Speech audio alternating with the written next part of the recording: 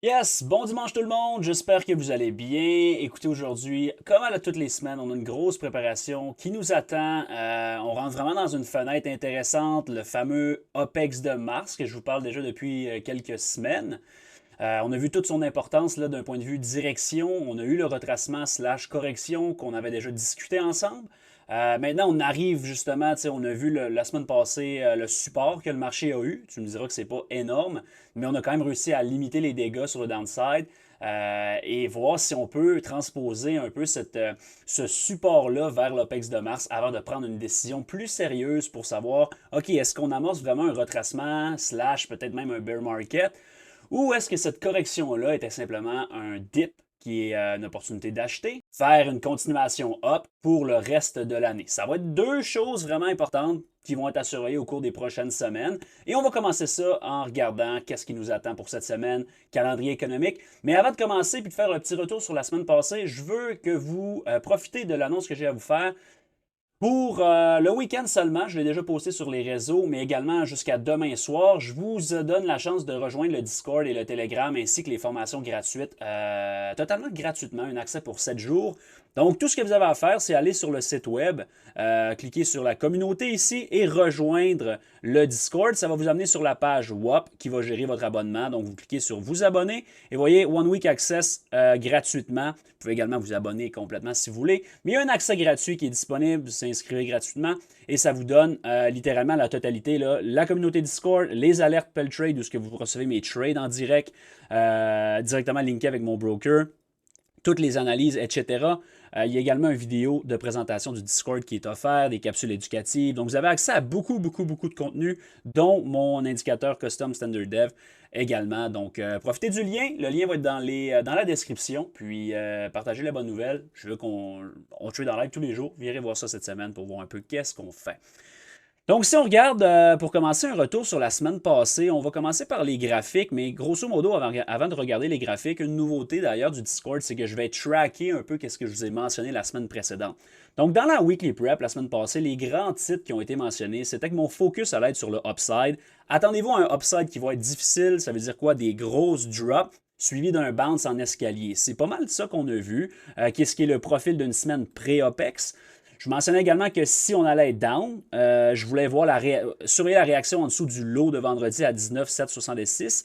Je n'anticipais pas d'expansion en dessous de 7,66 pour un support vers l'OPEX de mars. Et plusieurs large caps qui semblaient avoir besoin d'un lower low. Donc j'étais quand même un peu prudent avec le low du vendredi qui était en place, mais je l'aimais bien. Les niveaux sur l'upside n'ont pas été livrés, évidemment, parce qu'on a eu un lundi très négatif. Le reste de la semaine a été soutenu, slash sideway, mais ça nous a vraiment éloigné des niveaux qui avaient été mentionnés. Donc, le upside n'a pas été livré. Par contre, j'avais mentionné quelque chose sur le gold, surveiller un strong close over 29,40 pour un all-time high break. Ça s'est réalisé. Et le downside, 19,766, était mon seul objectif. Donc, si on regarde le graphique, là, 19,766, en fait, c'était le lot de vendredi. C'est ce que je mentionnais. J'anticipais quand même qu'on ait potentiellement trouvé un short-term bounce, un bottom à court terme, et qu'on supporte le prix. On ne l'a pas supporté dès le lundi. On a gapé down et on a smashé même le plus gros red day depuis quand même assez longtemps. Mais ça n'a pas été un red day violent. Ça a été une descente en escalier, comme le début de cette correction. Et qu'est-ce qui m'a gardé bullish toute la semaine? Donc, le lot de lundi a été printé. On l'a take out par la suite et on a supporté le prix pour voir un vendredi intéressant. Qu'est-ce qui va nous amener à discuter de la suite des choses pour cette semaine? Du côté du SP500, ça a été un peu la même chose. Donc, faiblesse dès le lundi, on a blowé le lot de vendredi. On a fait deux lower lows du côté du SP500 sans être capable de prendre de l'expansion non plus. Donc, ça devient un peu le même scénario qu'on va discuter tantôt. Des belles divergences entre le SP500 et le Nasdaq d'ailleurs. Si on regarde rapidement sur le dollar US, qu'est-ce qu'on a vu? Ça n'a pas bougé. Ça a été vraiment sideways sur le dollar US. On a fini le gap fill. On est venu taper le petit gap qu'on avait tracé ici. Pas d'expansion lower, pas de réaction sur le bounce non plus. Donc, pas grand-chose à mentionner là-dessus. Ça a été vraiment sideways. Du côté de l'euro, on a livré l'objectif principal, là, un target long qui était très important. On l'a livré dès mardi matin, on l'a punché, sans par la suite même chose, une semaine sans histoire. Incapable de prendre l'expansion, incapable de rejeter violemment non plus. Donc, il n'y a pas eu grand-chose à dire là-dessus. Et quelque chose d'intéressant, le VIX a venu compléter le gap fill du 18 décembre, du début décembre que je vous avais mentionné. On a chatouillé le chiffre 30 et on n'a pas été capable de prendre l'expansion over avant de voir un peu un VIX crush, si on peut dire. Qu'est-ce qui a soutenu d'ailleurs ce support-là sur les indices qui n'a pas été incroyable, mais du moins la volatilité a commencé à se faire crush un petit peu et ça c'est quand même assez intéressant. Donc ça fait le tour pour le retour sur la semaine passée. Maintenant on va regarder qu'est-ce qui nous attend cette semaine parce que c'en est une pas pire qui nous attend. On va commencer évidemment comme à l'habitude avec le calendrier économique. Donc, dès lundi, quand même des belles nouvelles. Là, Core Retail Sales qui est là. C'est rare que ça sort un lundi, mais c'est une nouvelle assez importante. Empire State Manufacturing Index également. Donc, des belles nouvelles en pre-market lundi matin qui pourraient donner quand même une session intéressante, surtout avec ce qu'on a vu vendredi. On va en discuter tantôt. Je pense qu'on pourrait avoir une session qui est quand même intéressante. Pas grande nouvelle super imposante mardi. Industrial Production peut-être un petit peu plus important, mais c'est la journée avant le gros Fed Meeting de mars. Donc, vous le savez, les Fed Meetings, c'est toujours quelque chose de très important, mais ceux de corps comme mars sont encore plus importants parce qu'on va y aller de projections Q1, etc. Donc, c'est un gros FOMC qui nous attend, surtout dans le contexte actuel avec l'inflation qui semblait revenir en force. Les CPI de la semaine passée ont suggéré l'inverse. Mais j'ai vraiment hâte de voir. Là, je vous dirais que la décision de la Fed va quand même être un pivot ici. Si on commence déjà à recommencer à couper, ça pourrait donner un petit spark sur le marché. Je dirais que le timing est bon d'un point de vue OPEX, etc. Donc, on va en discuter ensemble, mais le gros focus cette semaine va être mercredi. Donc, personnellement, lundi est une session que j'aime beaucoup. Mardi est une session que je serai très, très prudent. Je ne traderai pas mercredi matin. En fait, je ne vais pas trader mercredi matin. On va attendre peut-être en après-midi. Et la vraie semaine qui m'intéresse débutera jeudi, vendredi. Vendredi, pas vraiment de nouvelles importantes, sauf que c'est le quad OPEX. Donc, attendez-vous de voir. En fait, peu importe ce que vous attendez de voir, mais c'est une session qui peut être un peu weird. Une session où il y a des choses un petit peu bizarres qui peuvent arriver, soyez-en conscients. Donc, vendredi, OPEX, quad OPEX de mars. Maintenant, pour cette semaine, qu'est-ce qui nous attend? Bon, premièrement, j'en ai parlé pas mal, là. Cette ligne-là verticale que vous voyez sur mon graphique depuis 3 weekly prep, depuis le début de la correction. Je mentionne, l'OPEX de mars va être un point pivot, un point décisionnel sur l'année, du moins à mon point de vue. Un gros repositionnement qui pourrait se faire et le fait qu'on n'ait pas nécessairement commencé à trouver un support la semaine passée. On a trouvé support, comprenez-moi bien, mais on n'a pas vu de force nécessairement. Je vous avais parlé de big drop suivi de grind back up. On a commencé à le voir vendredi. Vendredi, c'est quelque chose qui a commencé à se mettre en place. Plus on approche de l'OPEX, plus ces flots-là sont soutenants.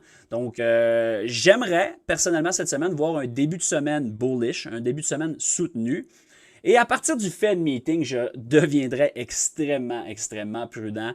C'est une fenêtre peut-être de 5 à 10 jours, peut-être même jusqu'à la fin mars, là, où ça va être décisionnel pour moi. C'est-à-dire que si jamais on amorce un big rally comme que j'aimerais voir personnellement, soit à partir de mercredi cette semaine ou peut-être que ça pourrait, dépendamment de la violence de ce rally-là et de où on se situe, il va y avoir une décision qui va devoir être prise par la suite post-OPEX lorsque les flots vont disparaître, si on peut dire. Il y a vraiment une fenêtre, à mon avis, qu'on continue sur un mouvement baissier. Vous avez vu, on a descendu en escalier. En ce moment, c'est comme un max pain trade. Qu'est-ce que je veux dire par là? C'est que ça fait mal à tout le monde. Parce que si tu essaies de shorter ça, c'est pas très payant. Je veux dire, d'un point de vue share, peut-être, là, comme oui, ça descend bien. Mais d'un point de vue option, tes puts en ce moment, oui, ils payent si tu as des bonnes entrées. Mais la volatilité ne se réalise pas. Qu'est-ce qui fait en sorte que si le VIX baisse pendant que les indices baissent, tes options intrinsèquement parlant perdent de la valeur. À l'opposé du trade, mettons qu'on regarde d'un point de vue gros portfolio, gros joueur, comment tu te protèges contre ce genre de correction-là? Parce que c'est ça, ça l'arrive, c'est normal. Mais généralement, les gens vont hedger ces positions-là avec le VIX, avec des calls sur le VIX, exemple.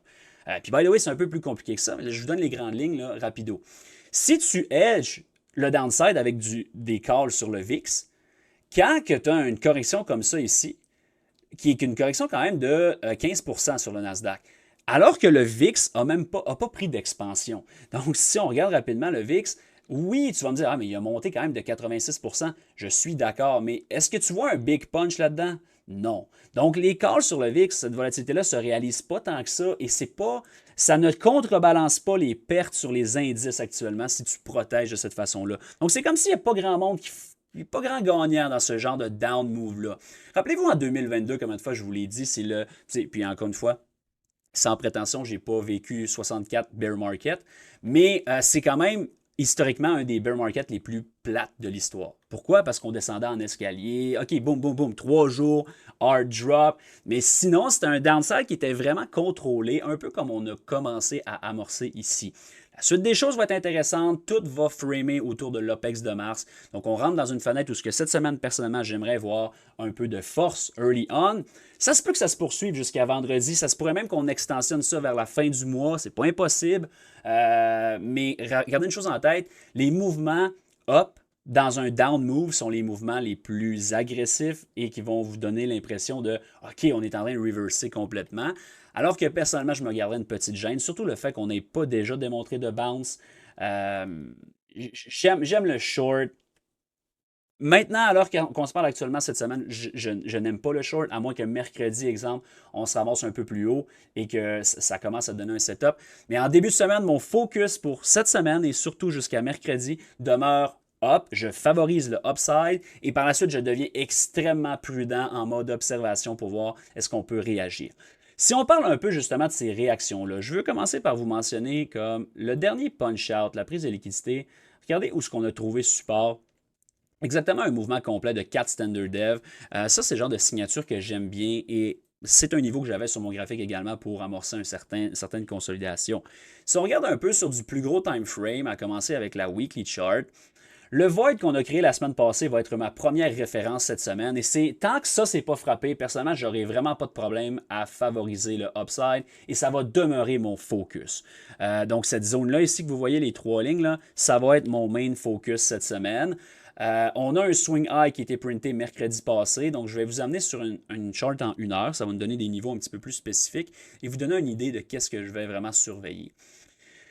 Vous voyez comment, quand je vous parle de grind up progressif, regardez la journée de vendredi. Up. Regardez les wicks. Regardez comment. Ça commence à me démontrer une signature pré-OPEX qui. Il n'y a pas beaucoup de volume, mais on est juste supporté puis on gravite plus haut sans donner beaucoup d'opportunités. J'aime beaucoup le setup overall. On a trappé les shorts qu'on a vraiment bien anticipé jeudi, vendredi. Donc, down move initialement, création de notre bloc sur la fin de la session jeudi soir, jeudi en fin de session qui a été mentionné également dans le Discord pour du long en swing. C'est ce qu'on a en ce moment. J'aime beaucoup la continuation. J'aime beaucoup, beaucoup, beaucoup le news high de mercredi. J'aimerais voir de l'expansion over ce high-là en début de semaine relativement tôt. Peut-être même ce soir à l'ouverture des futures, je ne serais pas surpris. Sinon, demain, ça devient mon target numéro 1. Je veux voir un peu d'expansion là-dedans et je ne veux pas le voir retracer. J'aimerais qu'en début de semaine, lorsqu'on va prendre 19 800, je veux voir de l'expansion et un support pour continuation à l'intérieur de ce gap-là. Donc, si vous regardez les heures régulières de trading, là, le gap and go qu'on a vu lundi, dès l'ouverture des marchés, j'aimerais cette semaine, mon objectif numéro 1, c'est qu'on complète ce gap fill-là vers le petit gap également en weekly. Donc ça, c'est mon objectif. À partir de là, je deviens en mode observation parce que là, on va frapper le void en weekly ici. Donc, si on peut avoir comme lundi, mardi bullish vers ça, par la suite, personnellement, je prends un step back et j'observe qu'est-ce qu'il y en est. Est-ce que le Vixpiration de mardi peut complètement flipper ça rapidement, le sentiment, ou est-ce qu'on attend post-OPEX la semaine prochaine? Ça va être à surveiller. Personnellement, j'ai pas de problème à jouer du long, autant en swing qu'en scalp, vers ce gap-là. Une fois que c'est frappé et qu'on est dans le void en weekly, je vais tomber en observation et beaucoup plus prudent pour la suite des choses. Donc, c'est ça mon objectif cette semaine, c'est ça mon plan.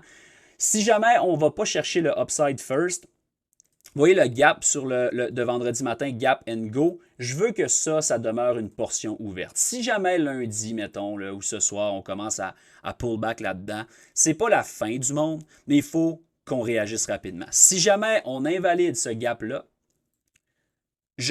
mon scénario du upside est invalidé et je vais devenir encore une fois, bearish pour, premièrement, le lot de la semaine passée, deuxièmement, 18,870 et ultimement, le fameux double bottom de cet été qui, si jamais, dans tous les cas, que ça soit straight down comme ça ou up first, ça va quand même être mon objectif à moyen terme si jamais on a une continuation down après l'OPEX. Donc, ça fait pas mal le tour de mon analyse. Je crois que c'est quand même assez complet, c'est assez clair également. Donc, il n'y a pas de problème. Personnellement, je focus sur le upside en trading court terme. Il peut même avoir des positions en swing de quelques jours qui peuvent s'ouvrir personnellement sur le upside, mais je deviens extrêmement prudent une fois qu'on frappe cette imbalance-là sur la weekly chart. Donc, voilà pour cette semaine. Si on regarde du côté du SP500, qui est similaire, on va se le dire, là, j'aime beaucoup, by the way, les divergences sur les lows. Là. Comme lower low, lower low, lower low. Donc, un tree, on a un pattern en 3 shots, c'est généralement déjà intéressant pour un bounce. Mais en plus de ça, du côté du Nasdaq, on a fait un low, lower low, higher low. Donc, la divergence sur ces lows-là est vraiment puissante et personnellement me donne l'impression pour la même chose sur le SP500, si vous regardez la chart en 1 heure. Je favorise le long vers le gap fill de la semaine passée que vous voyez ici. Je veux voir ce gap-là demeurer ouvert et je veux voir de l'expansion, si on remet tous les heures normales. Là, je veux voir de l'expansion over news high de mercredi pour une continuation vers le gap fill et qui sait, là, le void en weekly. Mais il y a de la place plus haut également. Là. Si jamais on veut se mettre à speed up, personnellement, ça me fait un grand plaisir de jouer ça, toujours en mode très prudent. Même si on aurait une semaine 5% up cette semaine, je ne serais pas prêt à re-rentrer all-in long dans ce marché-là. Ce serait plutôt l'inverse, je vous dirais. Si on a un spike cette semaine qui est puissant, ça sonne comme une méchante belle trap, une méchante belle opportunité de refader ce marché-là post-quad OPEX. Donc voilà. Dollar US maintenant, ça continue à diverger vraiment partout, là, all around, sur les références, etc. Mais on a frappé comme un sweet spot. On est dans une zone là, qui est un peu neutre en ce moment. J'ai pas vraiment d'intérêt à surveiller le dollar US, à part sur un prochain big move. Comme si, mettons, on se met vraiment à commencer à refader super violemment cette semaine, c'est sûr qu'il va y avoir mon intérêt. Mais qu'est-ce que vous voulez surveiller? C'est la façon qu'on va travailler en dessous du lot de la semaine passée. Et sinon, j'aimerais voir un rebond vers cette zone-là qui est 104 750, là, qui est un void en 1 heure. Donc, d'un point de vue structure, ça pourrait être intéressant de voir ça. Et la réaction ensuite, mais pour vrai, j'y accorde pas beaucoup de confluence avec les indices, contrairement à certains autres moments où c'est très puissant. Du côté de l'euro, je ne crois pas que ça, c'est un swing high qui va rester en place. Je ne crois pas que ça, c'est une prise de liquidité qui peut complètement reverser. Ça se peut que je sois wrong également. Mais personnellement, je vois plutôt, comme je viens de vous expliquer peut-être avec le dollar US, que je le vois un petit peu plus haut, trouver un support. Peut-être l'euro pourrait venir balancer cette zone-là, trouver un setup là-dessus avant de redonner un leg plus sérieux. Et le prochain break de ce niveau-là va être décisionnel, dans le sens que comme si on break et qu'on crée quelque chose puis qu'on run, là ça pourrait être un monster break. À l'inverse, si on vient le breaker et que lui fade, ça, je pourrais faire confiance. Mais pas juste une wick comme ça, over ce high-là. Du moins, jusqu'à preuve du contraire, j'anticipe un support plus bas sur l'euro. On va parler un petit peu du VIX parce que c'est un facteur qui est très important. J'ai pas de problème. En fait, je trouve ça intéressant que le VIX se fasse crusher de cette façon-là. C'est pas un énorme crush, mais je vous l'ai dit, la volatilité ne se réalise pas. Même si elle grind, elle se réalise, mais elle spike pas. Qu'est-ce qui est très, très, très, très, très rare de trouver un bottom sur un VIX qui n'a pas spiké. Qu'est-ce qui fuel un peu mon intérêt de voir un rally, ensuite un autre leg down. Ça serait vraiment, personnellement, qu'est-ce que j'anticipe un petit peu plus, qu'est-ce que je favorise un petit peu plus. Mais gardez à l'œil le chiffre 20, qui va être important cette semaine. C'est sûr que si on se ramasse comme à 15, qu'est-ce que je doute vraiment beaucoup, là, mais il n'y a rien d'impossible. Si on se ramasse à 15, ça va changer un petit peu la vision que j'ai. Et le rally sur les indices pourrait à ce moment-là peut-être être un vrai bottom qui va plus haut.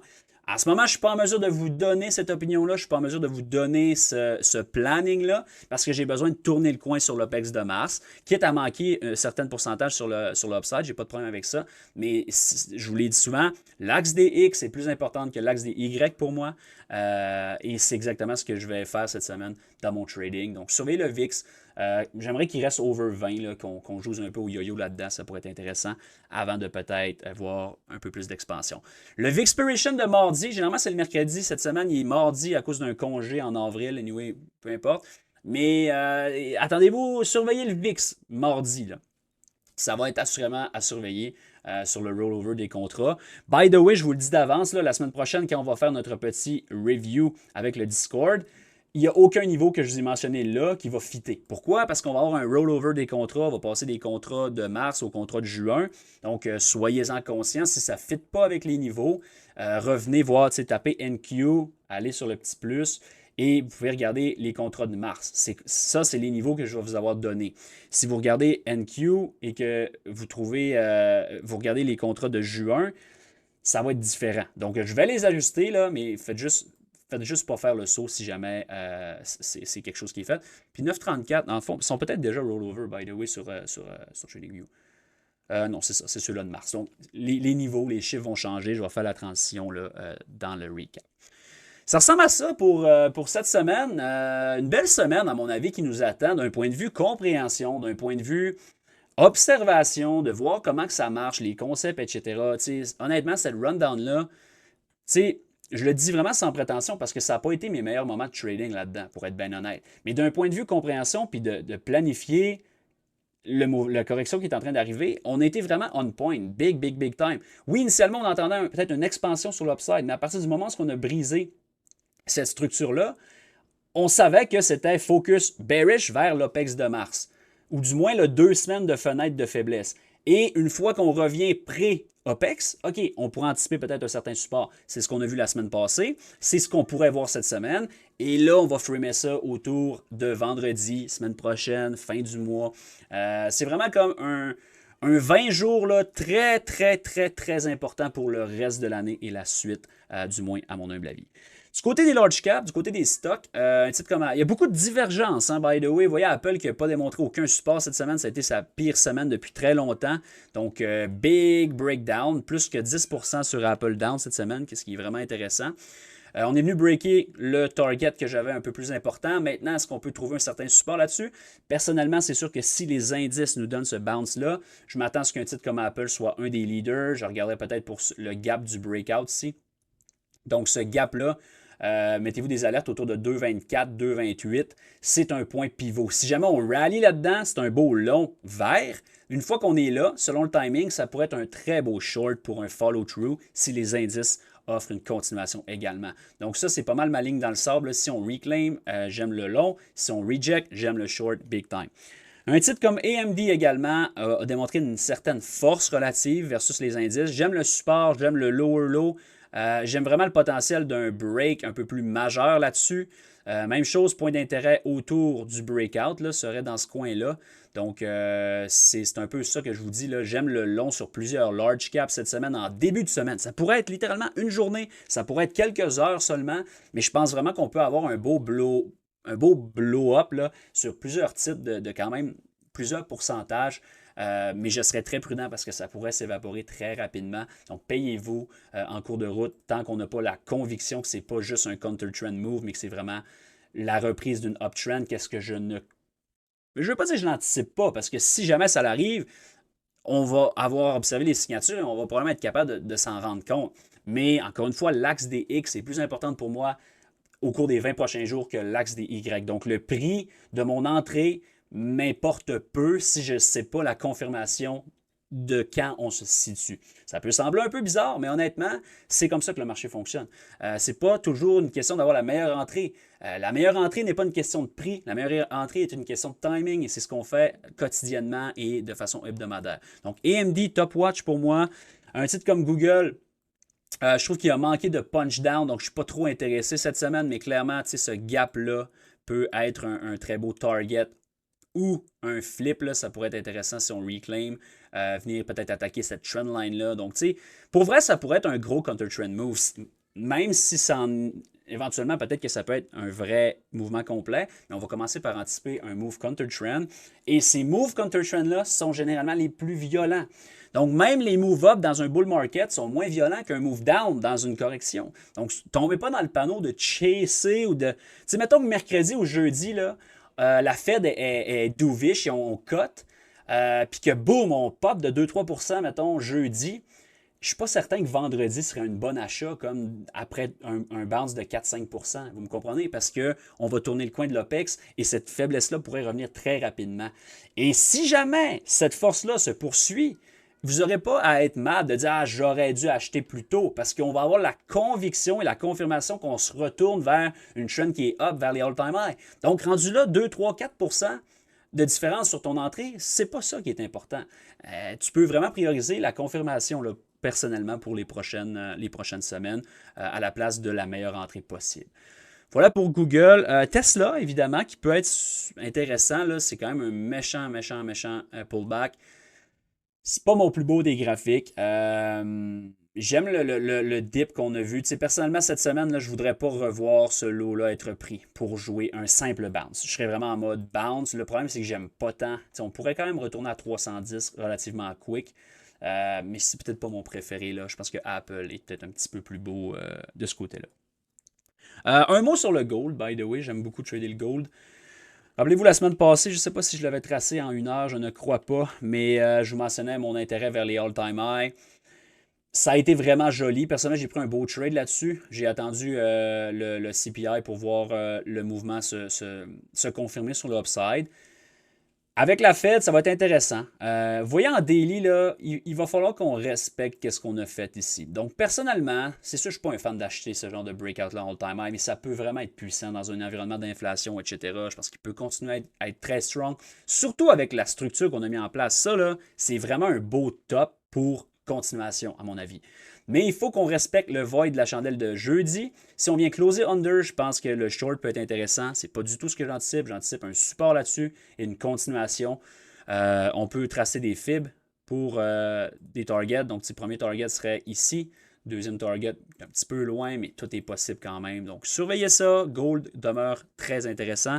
Et je finis ça. Encore 2 minutes.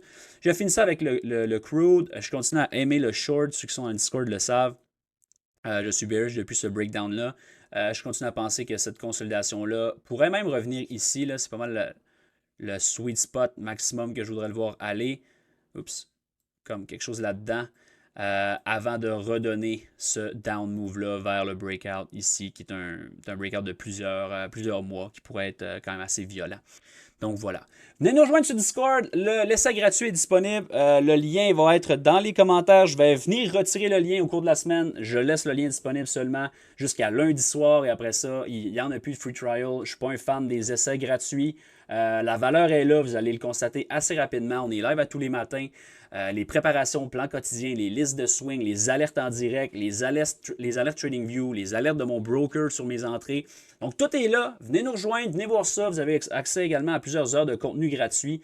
Donc, manquez pas cette chance-là de venir trader avec nous autres en live tous les matins. Je laisse là-dessus. Grosse semaine à prévoir. Gros quad OPEX, gros stretch de 10-15 jours.